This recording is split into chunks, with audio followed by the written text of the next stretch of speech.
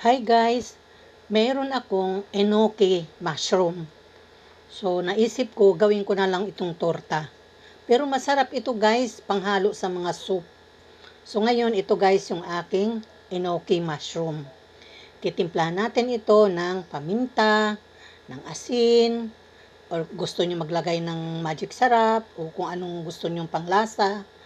Tapos maglalagay din tayo ng itlog, i-scramble natin. 2 itlog yung sinama ko dito. At maglalagay din tayo ng harina at cornstarch. Imi-mix natin yun. So, mix natin mabuti at pagka na-mix na, pwede na natin itong iprito. So, ang pagpiprito guys, huwag masyado makapal para hindi hilaw yung loob. At huwag din masyadong malakas ang apoy. Yung katamtaman lang. Napakasarap nito guys, napaka-crunchy at napakalasa at masustansya. So, ayan guys, pipirituhin natin mabuti. At pagkatapos, ayan, luto na guys.